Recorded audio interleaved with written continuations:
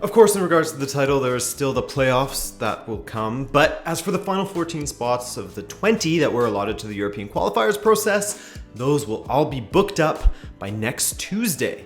By the way, I'm Adrian. Hello, hi, and welcome to another video. First time here, see if you like it, see how things go over the course of the video, and if you want to be locked into a very flexible second-by-second lease in our community, then the subscribe button is there for you. But don't rush to it. See how it goes. See if you like it.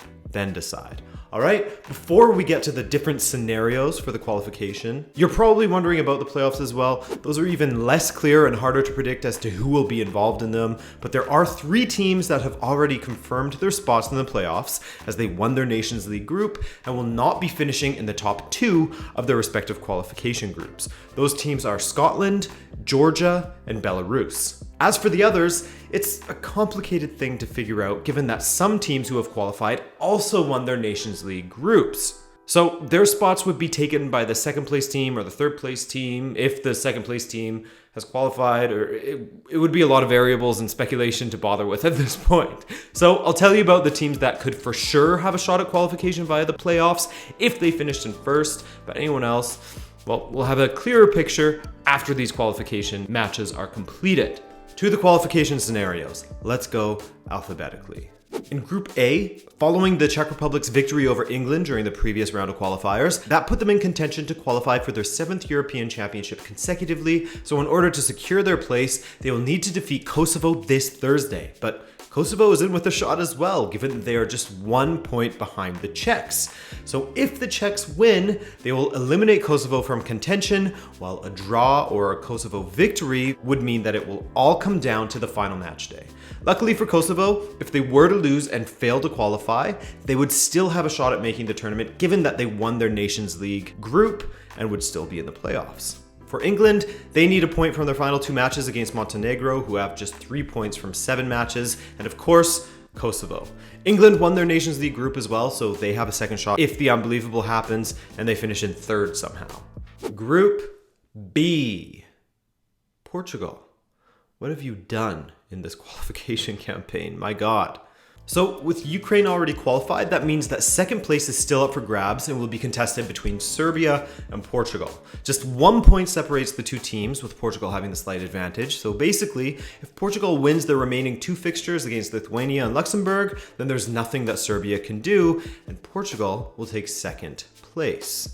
But if Portugal fail to win, even if they get a win and a draw, and Serbia pull off victories over Luxembourg and Ukraine, an undefeated Ukraine at this point, then Serbia would of course hop over Portugal and seal qualification. Luckily for both teams, they won their respective Nations League groups, so they would both be eligible to qualify via the playoffs. It wouldn't be the end of either team's qualification hopes if they are to finish in 3rd, but I mean, who wants to rely on the playoffs, man? That's just lots of anxiety.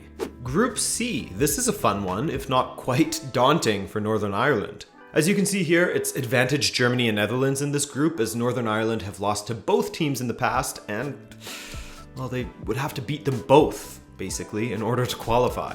It's a tall order. Northern Ireland play Netherlands at home on Saturday, then go away to Germany on Tuesday. It would be an insane achievement if they were to pull it off, and considered an epic failure by one of either Germany or the Netherlands if they are incapable of just getting the single points they need against Northern Ireland. So basically, Netherlands need to just get a point against Northern Ireland and defeat Estonia to ensure qualification, while Germany just have to beat Belarus and draw against Northern Ireland. The Netherlands, of course, won their Nations League group. They're for sure eligible for the playoffs. If both the Netherlands and France qualify, then Germany would have a second chance as well if they were to be pipped by Northern Ireland. You following me so far?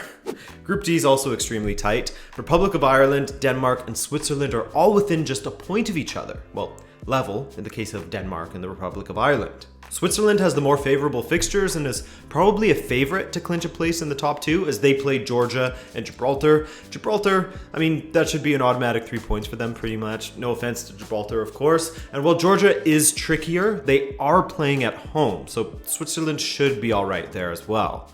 Now, Denmark and the Republic of Ireland is an interesting matchup. Denmark has a game in hand, one of which is a home match against Gibraltar. Failure to win would be an epic failure, but No matter the outcome, win or lose, Denmark will go away to Dublin on Monday for each team's final qualification match. Given these two tied 1-1 last time, whoever wins in Dublin will qualify for Euro 2020. That's what the UEFA website is telling me, at least. Playoff hopes for the team that finishes in third. If it is to be Switzerland somehow, they would be in the playoffs as they won their Nations League group. Same goes for Denmark as they won their Nations League group as well. Funny thing, Denmark and the Republic of Ireland were in the same Nations League group, and each match finished in a draw there, much like their qualification match against each other. So what a game that will be on Monday. In Group E, 4 out of 5 teams are still alive. This is the craziest group of them all. The third and fourth teams still have 2 matches to play. Croatia, they just have 1 match left, can seal qualification with a single point from their final match against Slovakia on Saturday. And in doing that, they would give the 4th placed Wales a shot at qualification as well. So if Wales win their final 2 matches against 2nd place Hungary and bottom of the group Azerbaijan, and you couple that with Slovakia losing to Croatia, then Wales would make it through. But anything other than a victory over Hungary would mean that Wales are eliminated. Of course, coupled with a victory over Azerbaijan. Slovakia, they need to win both of their matches to make sure they are safe, but could potentially get through with 3 or 4 points from their final 2 matches. This group really is dependent on what Wales do. They'll likely beat Azerbaijan, so their matchup against Hungary will ultimately shape the landscape of the group. Hungary wins, they're potentially through, unless Slovakia goes ahead and defeats Croatia. That would make things very interesting. Basically, all 4 teams still have a chance. As I said, there's so many variables in this one. After the Croatia versus Slovakia match, it will be very clear. By the way, Slovakia's final match is against Azerbaijan, so they play Croatia and Azerbaijan. Playoff eligibility. The teams that finished atop of their Nations League groups, none of them from this one. So they would have to hope that the teams that finished ahead of them in their Nations League groups have qualified already so that they could potentially take their places. But again, that'll be more clear after the qualifiers are finished. Spain is qualified already, so Group F just has 1 spot up for grabs, and 3 teams are in the mix. The biggest clash will be between Sweden and Romania on Friday night. Romania as the home team. Given that just 1 point separates the two, advantage to Sweden. If the Swedes get the victory in Romania, then that's that, case closed, and they could even afford to lose their final match. But that could be a tall order for Sweden, as Romania have lost once at home in the last 2 years. So, if Romania win, then they would still have to get the job done away to Spain, also a tall order for them. While Sweden has the easy job of hosting Faroe Islands on Monday. Norway, they aren't completely out of it either, but they would need to beat Faroe Islands and Malta. More than capable of doing so, while they would also need results to go their way, i.e. Romania and Sweden fail to win their final 2 matches. Playoff eligibility. Sweden won their Nations League group, so they are a sure thing, while Norway won theirs as well. In Group G, Poland has qualified already and Austria are likely to be right behind them. This group has been quite even, with Israel, Slovenia, and North Macedonia all mathematically in with a shot on 11 points, but they would need Austria to lose both of their final 2 matches. All that Austria needs is a draw against North Macedonia on Saturday, and they're through. Easy peasy, the fastest group to cover yet. North Macedonia will take some comfort in that they topped their Nations League group and are already eligible for the playoffs, while Austria, Slovenia, and Israel did not. Group H, here's another fun one. Iceland are still within a shot, as you can see, but they have to be perfect in their final 2 matches. First, they have to beat Turkey in Istanbul, something they failed to do in Euro 2016 qualifying, and Turkey has lost just once in their last 11, but Iceland did in fact defeat Turkey in this very qualification campaign back in June. They are the ones that delivered that loss, so it's not impossible for them.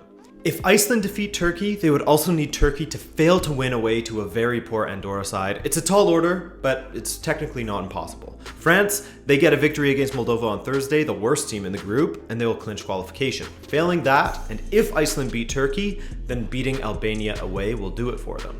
Eligibility for the playoffs. As things stand, for all of these teams, it's dependent on what happens elsewhere, as none of them won their Nations League groups. Group I. Nothing to play for really, as Belgium and Russia have qualified already, and remember, Scotland have already clinched a playoff spot thanks to them topping their group in the Nations League. Italy is qualified out of Group J already, and Finland are the favorites to follow them. The Pukki Posse. let's call them, are oh so close to qualifying for their first major tournament, all they need to do is defeat Liechtenstein on Friday night at home, Liechtenstein being the worst team in the group. Failing that, it would come down to the final match day, and depending on how Armenia and Bosnia do in their matches, they could get through with a draw or a victory. Most likely a victory would do it. Both Bosnia and Armenia have Italy to play still. Now, Bosnia topped their Nations League group, so whatever happens, they will have a second shot via the playoffs, as would Finland. They too topped their Nations League group as well. Should they qualify though, they would give up their playoff spot to Hungary if Hungary failed to get out of that mess in Group E. Remember that confusing group with Wales, Croatia, and Slovakia, all fighting for the top two?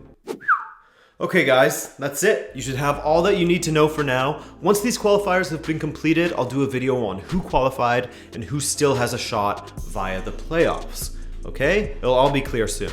Thanks for watching, love ya, and best of luck to you and your nation. Ciao.